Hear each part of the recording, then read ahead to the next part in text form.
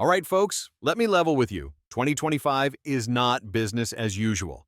This is the year where one missed detail one, I thought it didn't matter, can wreck your life faster than a blown primer in a hot load. The rules around guns have shifted, some in the courts, some in Congress, and plenty in the states that think the Second Amendment is optional. And if you're not paying attention, you could wake up one morning to find that your weekend project, your carry piece, or even that extra rifle in the safe just put you on the wrong side of a felony charge.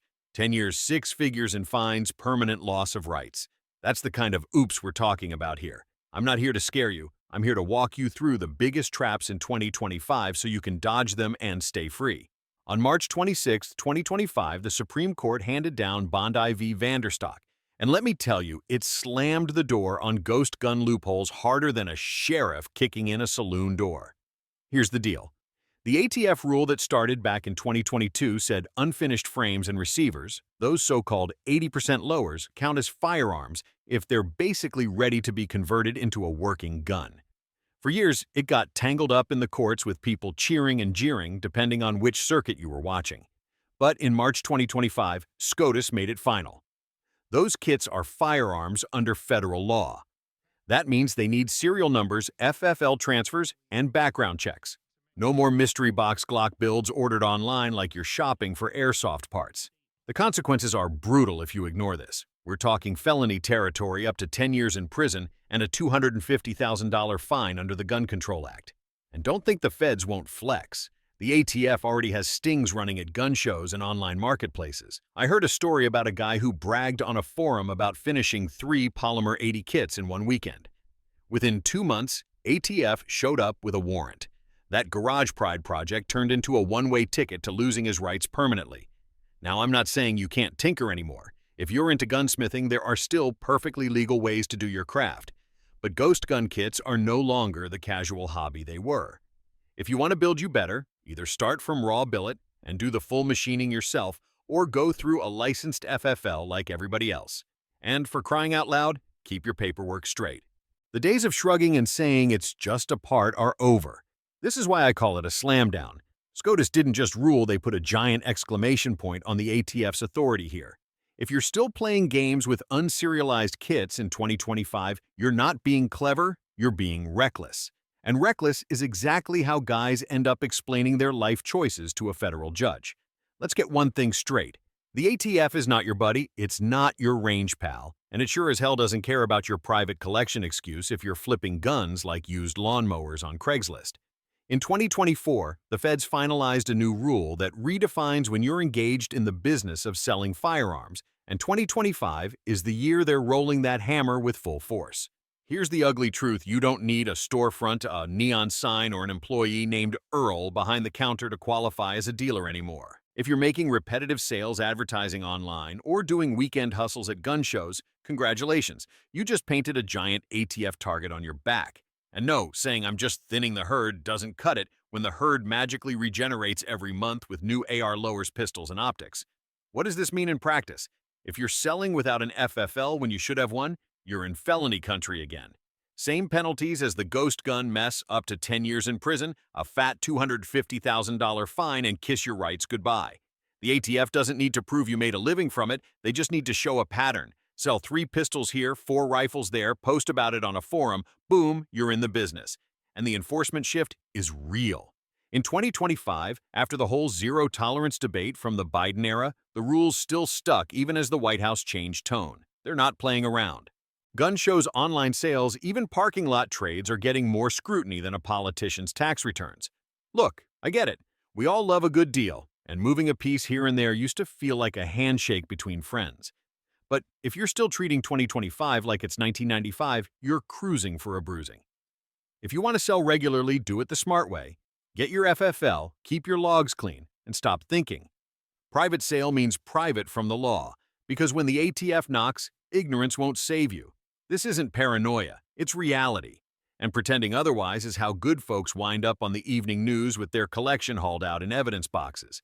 Picture this. It's a warm July afternoon in 2025, you walk into your favorite gun shop in Denver, and your eyes land on a shiny new AR-15 decked out with rails, optics, the whole 9 yards. You reach for your wallet, but the clerk gives you that look. He leans in and whispers, "Sorry, bud, can't sell it." Not anymore. That's not some bad dream. It's the new reality under Colorado's assault weapons ban. Signed into law in April 2025, SB 25003 slammed the door on the sale, transfer, and manufacture of so-called assault weapons. What does that mean? Think AR-15s, AKs, and a wide swath of semi-auto rifles with detachable magazines and certain features. The law carved out rimfire .22s as the safe little cousins, and if you already owned your rifle before the law took effect, you get to keep it. But here's the kicker. You can't sell it, can't gift it, can't even hand it down to your kid without crossing into felony territory. And felony isn't just a word to scare kids straight. We're talking years in prison, a criminal record that ends your gun rights for life, and the state swooping in to confiscate that rifle you worked your tail off to build. Imagine explaining that to a judge. But, Your Honor, it was my personal AR. Doesn't matter. Under SB 25003, that's a forbidden transfer. Colorado didn't just outlaw a category of guns, they rewrote the cultural script.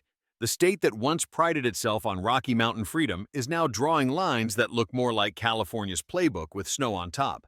Some shops cleared inventory in a frenzy before July, others shuttered sections entirely. And for private sellers, the days of swapping rifles in the Safeway parking lot are dead. Here's the hard truth. If you're in Colorado, you need to treat your black rifle like a museum piece. It's yours to enjoy, to maintain, to take to the range, but it's not a commodity you can move around anymore. Pretend the old rules still apply, and you'll find yourself explaining the finer points of SB 25003 from a prison library. That's not paranoia. That's the law. And ignoring it isn't just reckless. It's the fastest way to kiss your gun rights goodbye. I still remember the first time I sat through a concealed carry class years ago. The classroom was a dingy VFW hall. The instructor was a Vietnam vet with a mustache that belonged in a Clint Eastwood movie, and the entire lesson plan boiled down to a 2-hour slideshow followed by any questions. No, you all pass. That was it. Honestly, at the time, it felt like the Wild West version of firearms training, cheap, easy, and just good enough to get your permit. Well, folks, those days are officially over in Colorado. As of July 1, 2025, HB 2411 and 74 rewrote the book on concealed carry training. The state now requires a minimum of 8 hours of in-person instruction, not YouTube videos, not some mail-in certificate. Real classroom time, real instructors, real live fire. And the curriculum isn't just don't point at things you don't want to destroy. It's an entire deep dive into firearm safety, legal responsibilities, conflict avoidance, and hands-on proficiency. So let's break it down. If you're applying for a new CCW permit, your old 1-hour online class won't cut it. If you thought, hey, I'll just recycle that certificate I found in my glove box from 2017, think again. Try to carry with an invalid permit, and you're stepping into criminal territory, charges, fines, and potentially losing your right to carry at all. Imagine explaining that to a judge. But, Your Honor, my YouTube class was really thorough. Yeah, good luck with that. Now here's the kicker. Plenty of folks are grumbling about how the state is making it harder for law-abiding citizens. And I get it. 8 hours in a chair isn't everyone's idea of a good Saturday.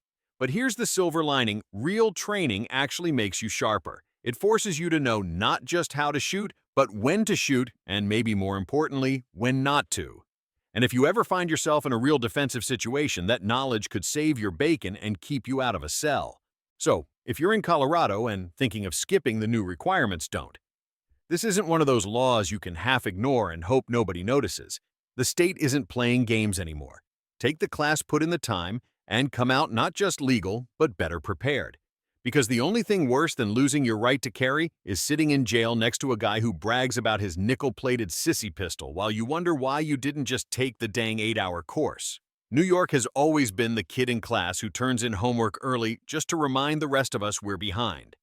Back in October 2024, Governor Hochul signed a bundle of gun laws that really started kicking into gear in 2025. And if you thought Albany was just tinkering around the edges, think again. This package hits in 3 big ways that every gun owner needs to understand. First up, the autosear ban. Those little pieces of metal or polymer, sometimes the size of a nickel, can turn your Glock into a bullet hose. Under the new law, possession alone is a felony. You don't need it installed. You don't need it tested. Just having one in your sock drawer is enough to land you years behind bars. And trust me, no jury is going to buy the line. But I ordered it from Wish as a paperweight. If you've got any of these conversion devices lying around, treat them like uranium. Get rid of them legally before they get rid of you. Second, the state has leaned hard into financial tracking with merchant category codes, or MCCs, for firearm and ammo retailers. Basically, every time you swipe your card for a box of 45 ACP, that purchase gets flagged under a special merchant code. Think of it as a digital breadcrumb trail. The banks know it, the state knows it, and if you ever wondered how Big Brother would keep tabs on gun owners without knocking on your door, this is it. The official line is public safety, but don't be shocked if those receipts come back to haunt you in a courtroom one day. And third, the signage requirements. From now on, every gun shop in New York needs warning posters and hotline numbers plastered at the counter, usually with suicide prevention or crisis support messaging. On paper, it's about awareness. In practice, it feels like buying a pistol and being told, "Hey champ, are you sure you don't want to talk to a therapist instead?" It's the nanny state equivalent of putting calorie counts on a cheeseburger. Now, here's my take. If you live in New York, these aren't optional. You ignore them, you're done. Felonies stick. MCCs build records you can't erase. And those warning signs may be laughable, but they're still enforceable. It's the kind of package that makes law-abiding shooters feel like they're one receipt away from a headline. All right, folks, we've made it to the last stop on this legal roller coaster, and it's one that can sneak up on you if you're not paying attention. Delaware's HB 311 went into effect on January 1st, 2025, and it expands what they call safe school zones. Now, before you roll your eyes and say, "Every state's got those," hear me out, because Delaware cranked the dial higher than most. Picture this: you're a law-abiding concealed carrier. Maybe you're driving to visit your kid at college. Maybe you're just cutting through campus on your way to a hunting spot. You park your truck, lock your sidearm in the glove box like you've done 100 times before, and head inside. Under this new law, you just committed a crime, not a ticket, not a slap on the wrist. We're talking about a Class A misdemeanor that can land you with a record fines and even jail time. That's because Delaware expanded the definition of school zones to cover not only K-12 schools, but also universities, community colleges, and their parking lots. Guns are off limits, even if they're locked and secured in your vehicle.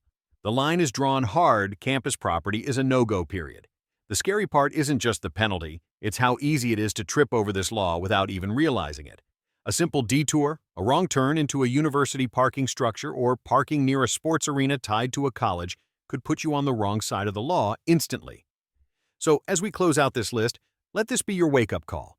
In 2025, it's not just what's in your holster, it's where you are, where you park, and whether the state decides your truck counts as part of a school zone. One careless mistake and your clean record could be toast. So, there you have it, folks. The biggest landmines of 2025 when it comes to gun laws.